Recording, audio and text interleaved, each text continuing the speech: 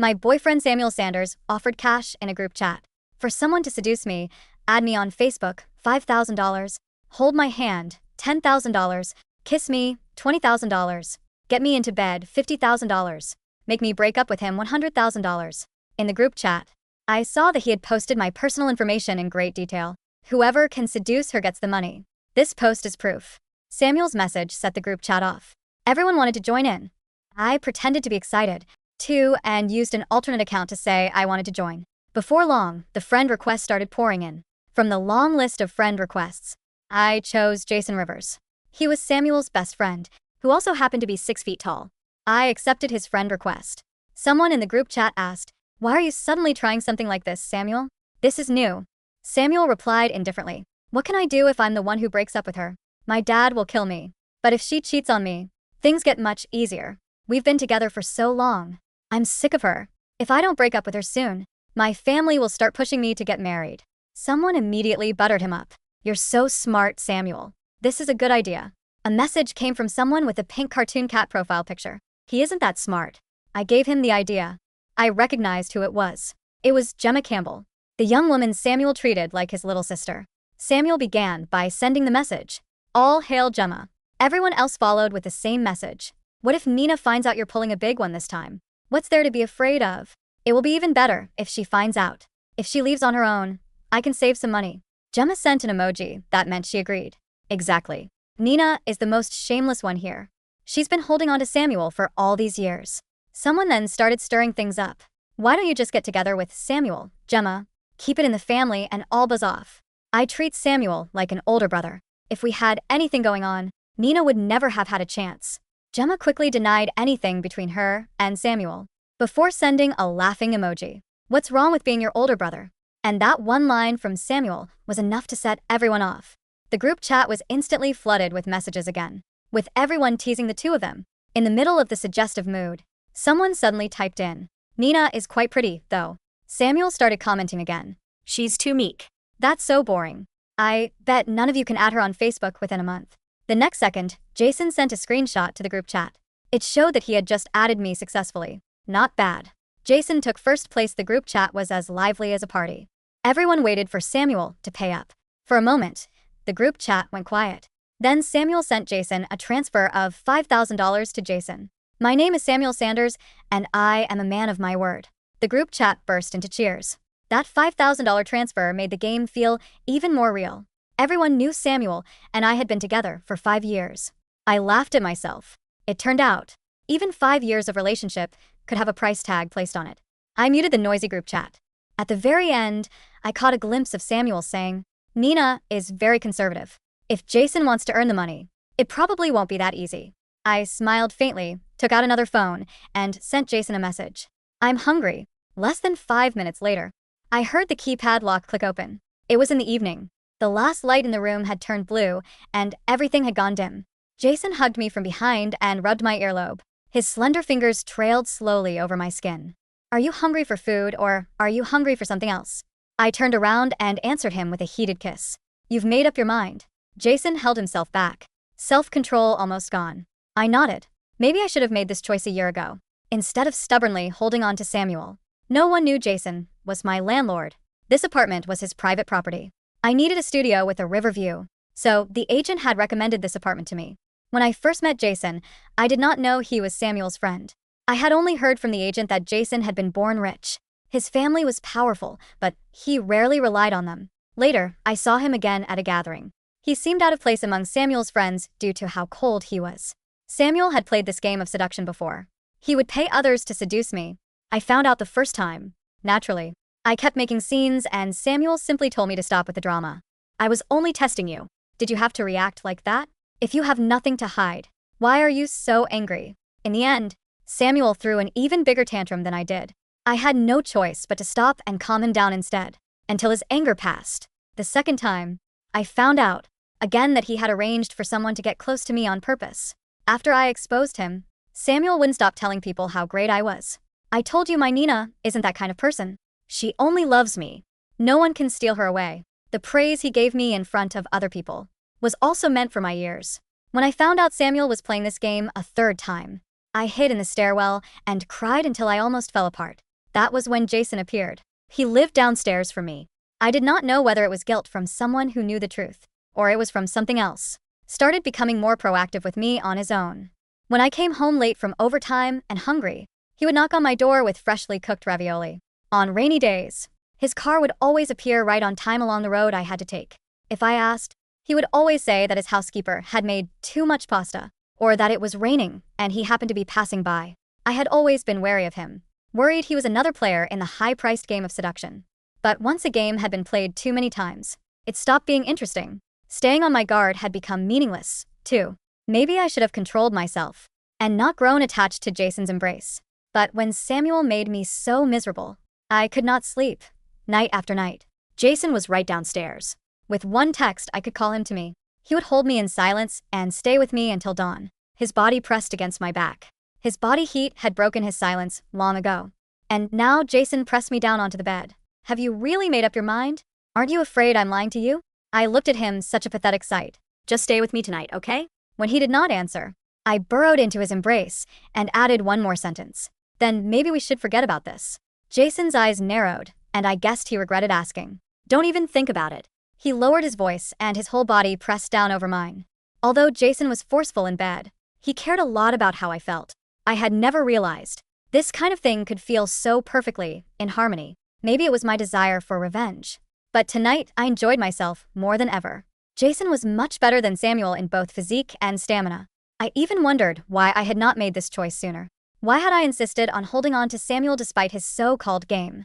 Jason wore me out until I had no strength left. I sent him off to shower and make me something to eat. Now I really was hungry. Then, I used my birthday to unlock the phone he had left beside the pillow, as if something had driven me to do so. To my surprise, it unlocked at once. Jason even knew my birthday, which meant he had been paying attention. The screen was still left on his chat with Samuel. Jason, why didn't you accept that 5,000? Too little. I'll raise the bet. I opened my alternate account and saw that Jason really had not accepted the transfer. In the group chat, I suddenly found myself a little curious about him. Almost never wrote anything in the group chat. Maybe because Jason had not replied. Samuel sent another message about 10 minutes later. How is it? Are you two talking? Jason replied with one word. Yeah. Isn't she boring? That's just how she is. So cautious and dull. She's not even a tenth as interesting as Gemma. But to be fair, Nina is still quite pretty. I really had to thank Samuel for branding me as pretty, but boring. Jason replied very slowly. More than half an hour passed before he answered. She's pretty interesting. I guess Samuel had not expected Jason to say that, as his replies seemed a little awkward. Oh, good luck then. Try to get that 100,000 soon. Remember to accept the 5,000. Jason answered that one quickly. I don't need the money. Everyone knows you have money, Jason. Stop messing around. I said. I'll give it to you, so it's yours. Why did Samuel sound a little upset when he said that? I thought the chat history should have ended there, since there's a long gap during which Jason did not reply to Samuel. In the end, Jason sent a comparatively long message back to Samuel. What's the point of playing games if you don't like her anymore? You can just break up with her. Samuel replied with a question mark. She's too clingy. She would cry and make a scene every time and ruin things. For everyone, breaking up is even more complicated. If you're good enough, you can take her away. Jason did not reply again, and the chat history ended there. I did not plan to keep crying into Jason's privacy. However, the pink cartoon cat profile picture was impossible to ignore, and it sat right at the top of the list. I had not expected Gemma, Samuel's so-called sister, to be chatting with Jason too. My curiosity got the best of me, and I opened the chat. The first message was, Jason, I don't think you're suited to seduce Nina. You're more suited to seduce me. Nina is so boring. She's just a blockhead. After reading through the whole chat history, I realized Gemma had quite the appetite. Not only was she hanging on to Samuel, she also wanted to have a little something with Jason. Unfortunately for her, Jay almost never replied. I could feel a sudden desire to win pulsing inside of me. Soon enough, my head was lowered. So, I did not notice Jason standing in front of me, with only a towel wrapped around his waist, looking down at me. As soon as I looked up, I was met with his 8-packs, and the faint V-lines disappearing beneath the towel. That being said, I had gone through his phone, so I knew I was in the wrong. Sorry. I was just curious. The phone screen was still open to his chat with Gemma. Jason looked as if he had just breathed a sigh of relief, pulled me into his arms, and the steam from his shower mixed with the scent of cedar on him made me burn inside a little. It's fine. You can look through my phone whenever you want. But please remember to give me a chance to explain things. Jason said to me. Well, he had used my birthday as his password. His feelings for me could not have been more obvious. I buried my face in his shoulder. Samuel and I had been together for so many years, but I'd only gotten his phone password after crying and becoming a drama queen. Then the password for his phone was Gemma's birthday. Thinking about it now, it was almost funny. I continued making a fuss about it and demanded that he change it to my birthday. But Samuel mocked me for being childish and for insisting on comparing myself to the person he considered his little sister. After that, he gave me the silent treatment for a month. In the end, I was the one who went to him to apologize. Samuel seemed to have gotten a taste for it after that, and he insisted on doing it again. He left me completely exhausted. Maybe both Jason and I had secrets we could not say out loud, but so what? Being happy mattered most. I had gone more than 6 hours without messaging Samuel. I did not even realize it. Instead, I saw it in the group chat. When I opened my alternate account, Samuel was announcing it as if he had won his first round. Jason really has some skill. Nina hasn't bothered me in more than 6 hours. Really? So I had gone that long without contacting Samuel? Nina has never gone more than 4 hours without contacting me. Samuel added another message. I admitted that it was true. Even when I had already gone to bed, I would send him a message. If I woke up in the middle of the night to use the bathroom, I had once admired him so much that I hoped I could be with him every moment. If my parents had not stopped me, maybe I would have moved into the Sanders residence and lived with him the day I graduated. Now I thanked my parents from the bottom of my heart. I watched the people in the group chat cheer him on. Some had already started betting on how long it would take before I contacted Samuel. The group chat started placing bets. I did a quick count. The pool was already close to $10,000. I checked Samuel's bet. In particular, he bet that I would contact him within 10 hours. Just as I was considering whether to contact him, Jason gently carried me to the dining table. There were 4 dishes and a bowl of soup on the table. You were saying you were hungry earlier. You must be even hungrier now. Jason patiently helped me pick the crab meat out of its shell. I had to admit I was not used to being treated this well. No one had ever been so patient with me. Even when I first got together with Samuel, I was the one chasing after him. I slowly savored the sweet crab, and all those mentions about bets, whether it was 6 hours or 10 hours, had all just faded away after Jason wore me out. I slept deeply until nearly noon the next day. When I woke up, Samuel had sent me several messages. Last night was the first time in the 5 years we've been together that I had not said goodnight to him. Seeing that he had sent several messages in a row, I knew he must have panicked a little. I casually told him I had caught a cold last night and fell asleep early. Figuratively speaking, why would I think about some cheap car when I could have a Ferrari? Finally, he sent another message. Emma's birthday party is tonight. Why don't you come along? I replied with one word, sure. That evening, I put on a full face of makeup and arrived at the party in Jason's car. Then Jason opened the car door for me like a gentleman. The party suddenly went silent. Samuel was standing beside Gemma. When he saw me get out of Jason's car, he froze. Samuel's eyes locked onto mine, then flicked to Jason, who was still holding the door open for me. The light from the porch lanterns caught the sharp line of Jason's jaw and the effortless, unbothered way he stood. He didn't look like a man playing a game. He looked like a man who had already won. Besides Samuel, Gemma's smile faltered.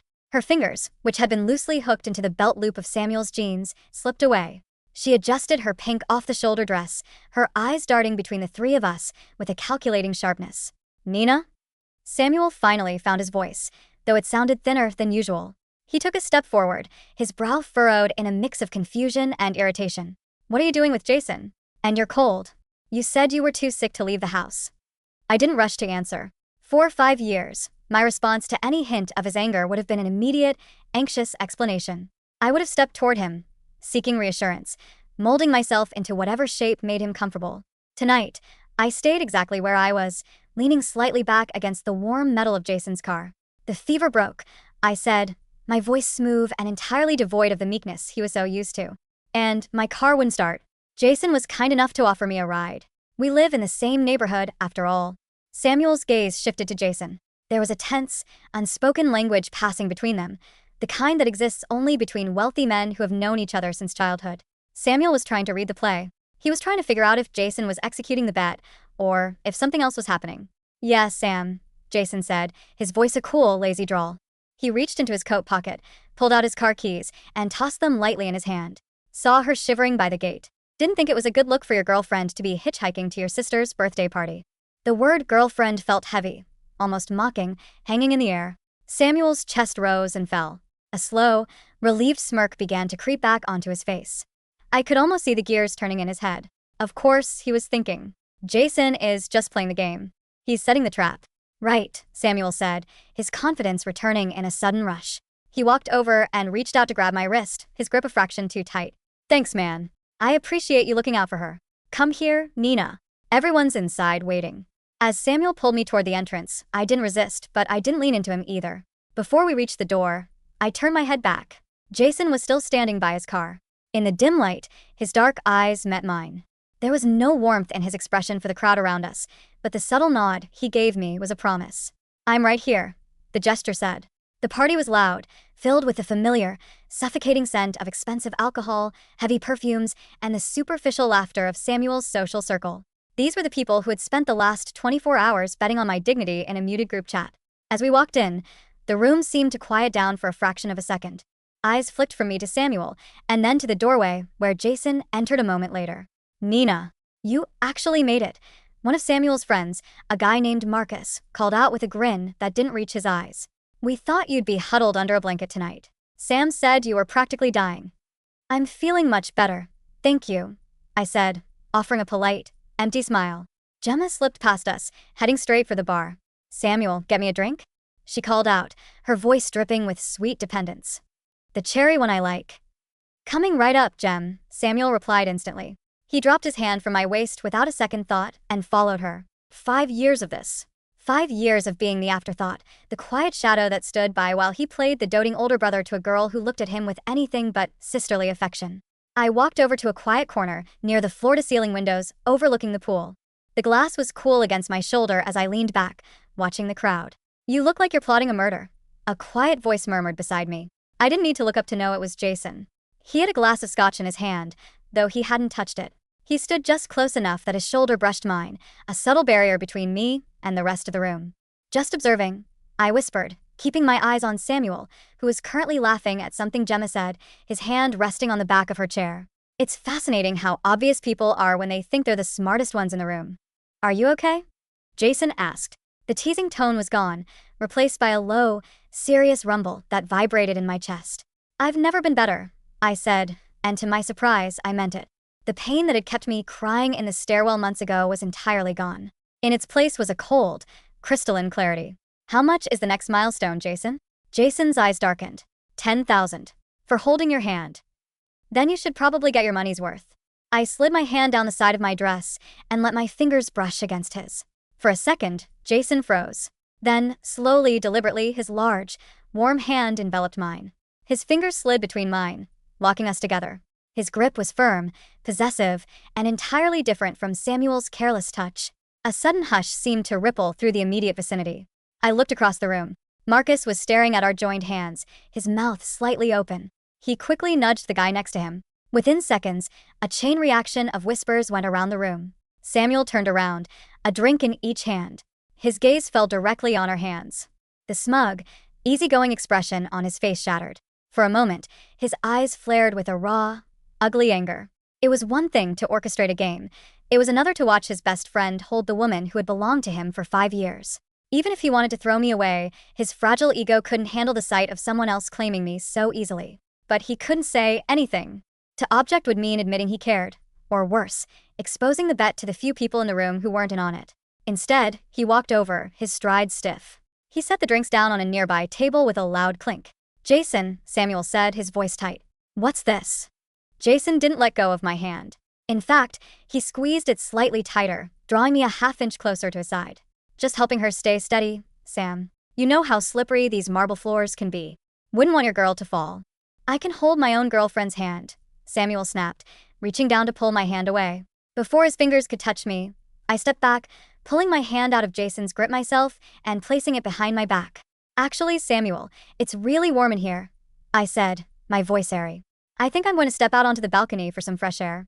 Excuse me. I didn't wait for his response. I turned and walked toward the terrace, leaving the two of them standing there.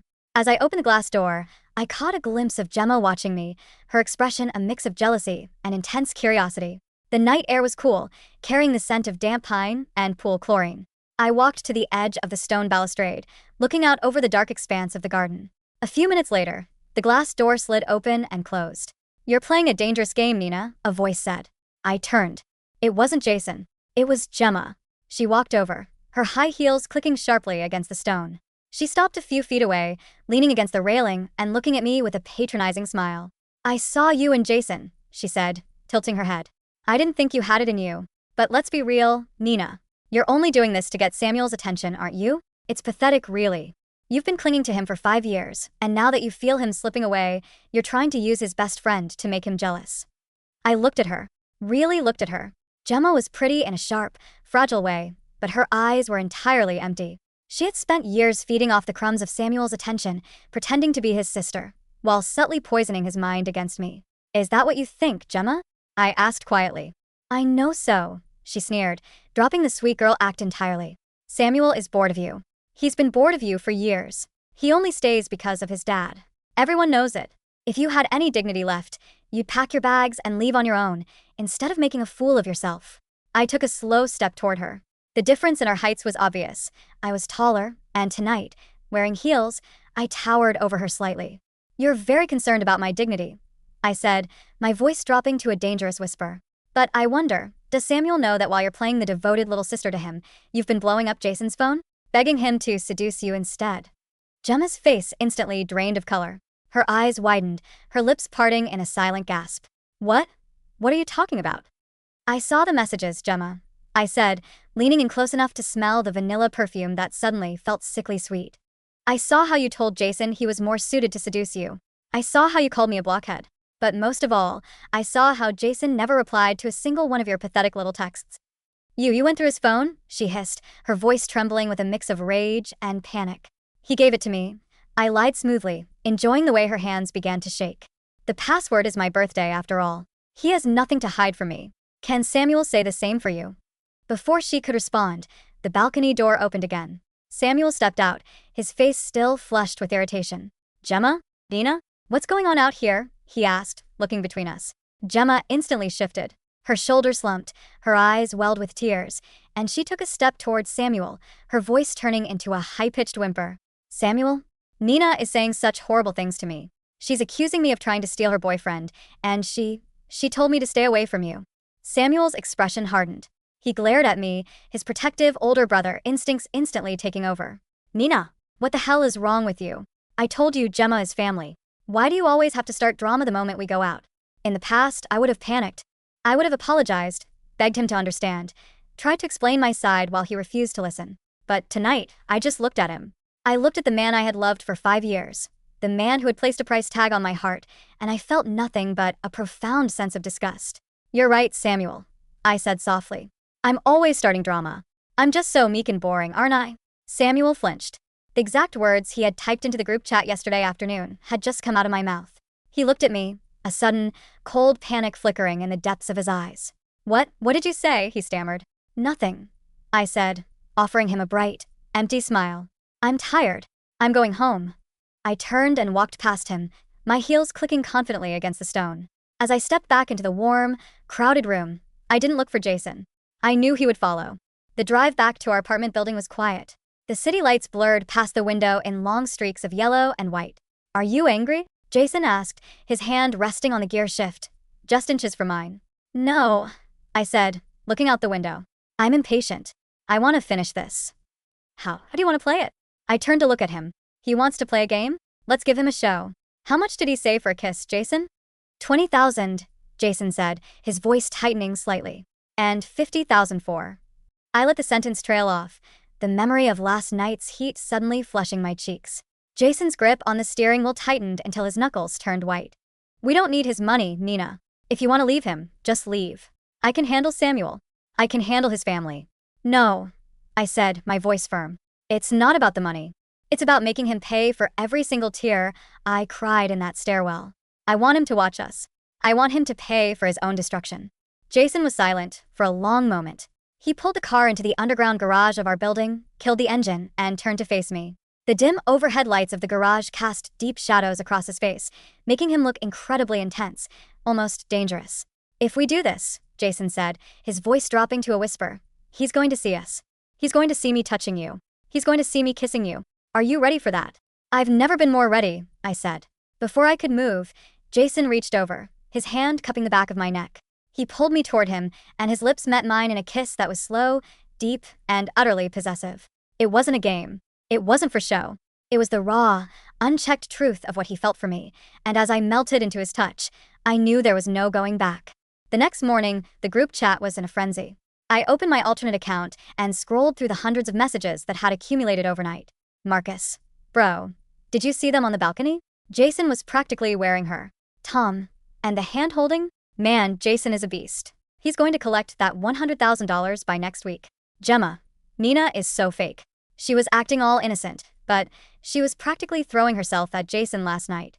I feel so bad for you, Samuel. Samuel hadn't replied for hours. Finally, a message from him popped up. Samuel, it's just a game. Jason is doing what he's paid to do. Nina is too stupid to realize she's being played. Let him have his fun. It makes my life easier. But despite his arrogant words, I knew he was rattled. An hour later, my main phone rang. It was Samuel. Nina, he said, his voice rough, as if he had just woken up or hadn't slept at all. Are you free for lunch? I want to see you. I'm a bit busy at the studio today, Sam, I said, organizing some fabric samples on my desk. We have a major client meeting coming up. I don't care about the studio, he snapped, his temper flaring. I'm your boyfriend, Nina. You've been ignoring me for days. We need to talk. All right, I said, keeping my voice sweet and compliant. Where do you want to meet? The French place downtown. 12:30. Don't be late. He hung up without saying goodbye. I smiled, setting my phone down. Then, I picked up my other phone and sent a message to Jason. Samuel wants to have lunch downtown at 12:30. Want to join us? A second later, the reply came back. I'll be there. The restaurant was one of those overly formal places where the waiters spoke in hushed whispers and the prices weren't listed on the menu. Samuel was already sitting at a corner table, looking tense. He was constantly checking his phone, his foot tapping a frantic rhythm against the floor. When I walked in, he stood up, his eyes scanning me. I had worn a simple, elegant emerald green silk dress that draped perfectly over my frame. It was a dress he had never seen before, one I usually kept for special gallery openings. You look different, Samuel said, his brow furrowing as he pulled out my chair. Just trying something new, I said, sitting down. Before he could speak, the chair next to me was pulled back. Mind if I join? Samuel froze. He looked up to see Jason sliding into the seat beside me, looking entirely comfortable in a tailored charcoal suit. Jason. Samuel's voice went thin. What the hell are you doing here? I had a meeting nearby, Jason said smoothly, waving over a waiter. Saw your car outside. Thought I'd join my best friend and his lovely girlfriend for a bite. Samuel's face turned a dangerous shade of red. He glared at Jason, then at me. Nina, did you invite him? He mentioned he was in the area, I said, offering a small, innocent shrug. I didn't think you'd mind, Sam. You two are best friends, aren't you? Samuel clenched his fists under the table. He was trapped. He couldn't make a scene without looking ridiculously jealous, which would ruin his indifferent boyfriend persona. But he also couldn't sit here and watch Jason circle his territory. Right, Samuel muttered, his eyes darting around the restaurant. Sure. No problem. The lunch was an exercise in silent warfare. Samuel tried to assert his dominance by bringing up old memories, trying to remind me and Jason of our 5 years together. Remember that trip we took to Bali, Nina? Samuel said, a forced grin on his face. You cried the whole time because you were scared of the monkeys. You were so helpless back then. I remember, I said, taking a sip of my water. I also remember you left me at the hotel for 3 days to go partying with Marcus and Gemma. I had to learn how to navigate the city on my own. I guess I stopped being helpless after that. Samuel's grin faltered. Beside me, Jason didn't say a word, but his hand found mine under the table. This time, it wasn't just a light touch. He slid his hand up my thigh, his fingers warm and firm through the thin silk of my dress. The sensation made my breath hitch, but I kept my expression completely blank, continuing to look directly at Samuel. Jason's thumb traced slow, deliberate circles against my skin, moving higher. My heart hammered against my ribs, a mixture of adrenaline and desire rushing through my veins. Are you okay, Nina? Samuel asked, his eyes narrowing as he noticed the slight flush on my cheeks. You look hot. The soup is just a bit spicy, I said, my voice trembling slightly. Under the table, Jason's hand moved higher, his fingers lightly brushing the edge of my underwear. I gripped the edge of the table, my knuckles turning white. Really? Samuel muttered, looking suspicious. It's mushroom bisque.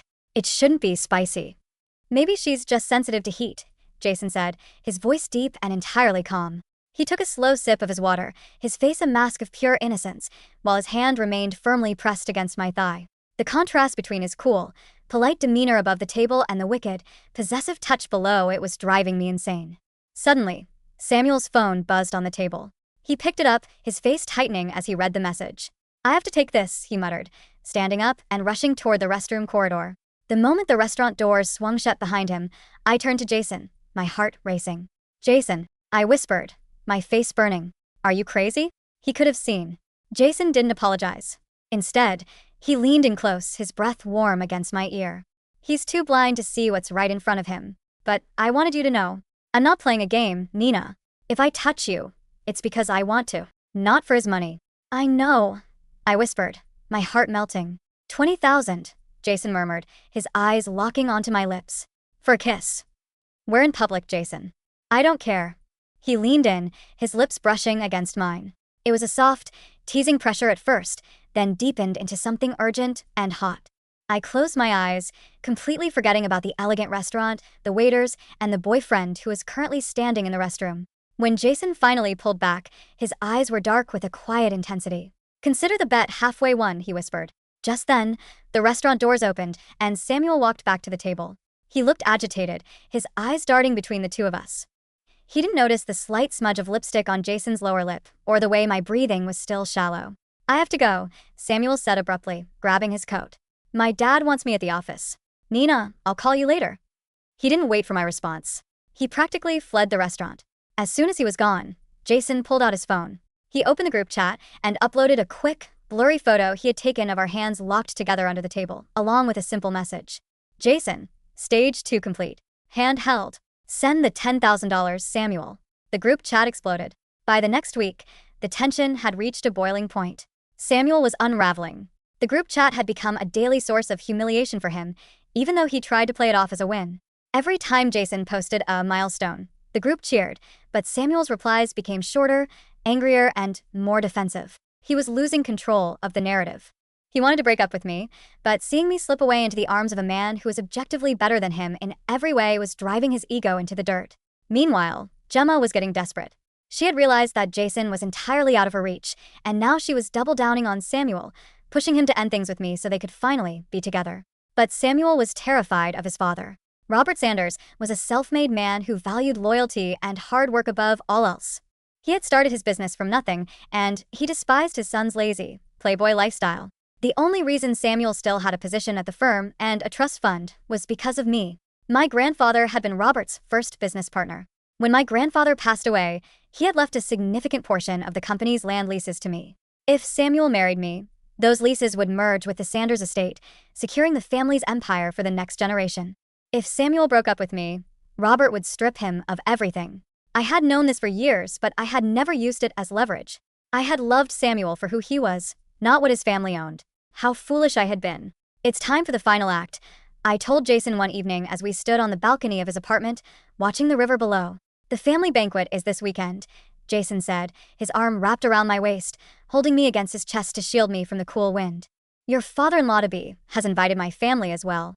"Perfect," I said, a cold smile touching my lips.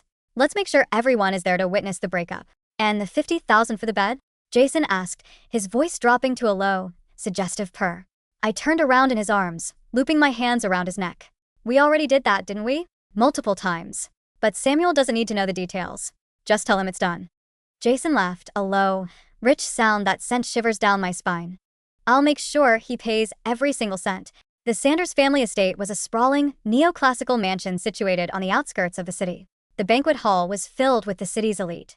Crystal chandeliers dripped from the high ceilings, and a chamber quartet played softly in the corner. Robert Sanders stood at the center of the room, looking imposing in a dark suit.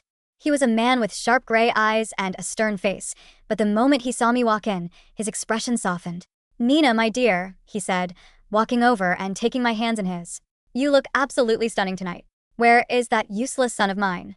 He should be by your side." "Thank you, Uncle Robert," I said, offering a warm, genuine smile. "Samuel is around here somewhere, probably with Gemma." Robert's brow furrowed, a flash of irritation crossing his face. "That girl. I've told Samuel 100 times to keep his distance. She's nothing but trouble." Before he could say more, Samuel appeared, looking pale and disheveled. He had a glass of whiskey in his hand, and his tie was slightly crooked. He looked like a man who hadn't slept in days. "Dad," Samuel muttered, stepping up to us. "Nina." "Look at you," Robert barked, his voice filled with disappointment. "Button your jacket, Samuel. Have some self-respect. You're standing next to your future wife." Future wife. The words seemed to hit Samuel like a physical blow. He flinched, his eyes darting to me with a mixture of resentment and fear. Just then, Jason entered the hall. He was accompanied by his parents, the Rivers family, who were even more powerful and influential than the Sanders. Jason looked magnificent. He wore a perfectly tailored tuxedo, his dark hair styled back, his eyes calm and commanding. The moment he walked in, several young women in the room turned to look at him, but his gaze went directly to me. Samuel saw the look. He gripped his whiskey glass, so hard I thought it would shatter. "Excuse me, Dad," Samuel said, his voice trembling. "I need to speak to Jason." He grabbed Jason by the arm and pulled him toward the quiet hallway near the study. I followed them at a distance, slipping away from Robert under the pretense of getting a drink. "Jason, what the hell is this?" Samuel hissed the moment they were out of earshot of the main hall. "You uploaded the bed confirmation to the group chat this afternoon. You said it was done." "It is done, Sam," Jason said, his voice entirely devoid of emotion. "I won the bet. All of them. Seduction, hand-holding, kissing, and the bed. You owe me $85,000. "I'll pay you," Samuel yelled, his voice cracking. "I'll transfer the money tonight. But you have to stop. You have to stay away from her now. The game is over." "Is it?" Jason tilted his head. "I thought the grand prize was $100,000. For making her break up with you." No. "No, we're calling that off," Samuel said, panic finally taking over his face. My dad is talking about the wedding. He's talking about the land leases. If Nina breaks up with me now, my dad will ruin me. I need to keep her. Just for a few more months, until the leases are signed. Then we can do whatever we want." I stepped out from behind the velvet curtains, my green silk dress rustling softly in the quiet hallway. "I'm afraid it's too late for that, Samuel," I said. Samuel spun around, his face turning a ghostly white. "Nina, how long have you been standing there?" "Long enough," I said, walking slowly toward him. "Long enough to know that 5 years of my life were worth exactly $85,000 to you."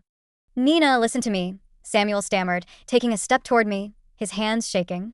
"It was just a joke. A game with the guys. I didn't mean any of it. I love you. You know I love you." "You love my grandfather's land leases, Samuel," I corrected him, my voice cold as ice. "And you love your own comfort. But you never loved me." "Nina, please," he begged, tears actually starting to well in his eyes. "If you leave me, my dad will kill me. He'll cut me off. You can't do this to me. We've been together for 5 years. And for 5 years, you treated me like a boring, convenient placeholder while you played around with Gemma and laughed at me behind my back," I said. "Did you really think I didn't know about the other times? The first game? The second? I stayed because I was foolish enough to believe you could change. But a dog doesn't stop eating trash just because you give him a steak." You knew?" Samuel whispered, his jaw dropping. "I knew everything," I said. "And I let you play. In fact, I helped you." I pulled out my second phone, the one with the alternate account, and showed him the screen. The profile picture was the one he had been interacting with in the group chat, the one that had cheered him on and encouraged the bets. Samuel stared at the screen, his breath hitching. You were in the chat?" "I was," I said, a slow, beautiful smile spreading across my face. "And I have to thank you, Samuel. The $85,000 you transferred to Jason? We're going to use it to fund my new design studio. Consider it your final anniversary gift to me." Jason, you betrayed me," Samuel screamed, turning on his best friend, his fist clenching as he took a swing at Jason's face. Jason didn't even flinch. He easily caught Samuel's fist in his hand, his grip crushing enough to make Samuel drop to his knees with a gasp of pain. "I didn't betray you, Samuel," Jason said, looking down at him with cold disdain. "You threw her away. I just picked up the treasure you were too stupid to appreciate." "What's going on here?" A booming voice shattered the tension. We turned to see Robert Sanders standing at the end of the hallway, his face dark with fury. Beside him stood Gemma, who looked terrified. "Dad." Samuel gasped from the floor, clutching his wrist. "Dad, they set me up. Jason and Nina. They're having an affair." Robert walked over, his eyes scanning the scene. He looked at his son on the floor, then at Jason, and finally at me. "Nina," Robert said, his voice surprisingly calm. "Is this true?" "It is, Uncle Robert," I said, stepping forward. "But it's not an affair. Samuel and I are over." He placed a bet in a group chat, offering money for his friends to seduce me so he could break up with me without you getting angry. I handed Robert my phone, which was open to the group chat history, complete with Samuel's detailed posts of my personal information, his arrogant comments about me being boring, and Gemma's suggestions. Robert's eyes scrolled through the messages. With every line he read, the vein in his temple throbbed harder. His face turned from red to a dangerous, mottled purple. He slowly handed the phone back to me, then turned his gaze to Samuel. "You absolute piece of garbage," Robert whispered, his voice trembling with a rage so intense it was terrifying. "Dad, please. It was just a joke." "A joke," Robert roared, the sound echoing through the stone hallway. "You traded the daughter of my best friend like a common horse? You put a price tag on her dignity? You idiot. You worthless, brainless fool." He turned his glare to Gemma, who shrank back against the wall. "And you? You are banned from this house. If I ever see you near my family or my business again, I will personally ensure your family shop is shut down by the end of the week. Get out." Gemma let out a sob, turned, and ran down the hallway, her high heels clacking frantically. "Dad, please," Samuel whimpered, reaching out to grab his father's trousers. Robert stepped back, avoiding his touch as if Samuel were diseased. "Don't touch me. As of this moment, you are stripped of your position at the firm. Your trust fund is frozen. The apartment you live in? It's under the company's name. You have 24 hours to pack your bags and get out." "Dad." "No. You can't do this. What about the wedding? What about the land leases?" "There is no wedding," Robert said coldly. "And, as for the land leases, I have already spoken to Nina's lawyers. We have reached a separate agreement. The leases will remain with her, and my firm will lease them directly from her studio." "We don't need you for that." Samuel stared at his father, his eyes wide with a horror so profound he couldn't even speak. He had lost everything. His money, his status, his girlfriend, and his future. Robert turned to me, his expression softening back into one of deep regret. "Nina, my dear, I am so deeply sorry for what my son has done to you. You deserved so much better." "Thank you, Uncle Robert," I said softly. "But I've already found it."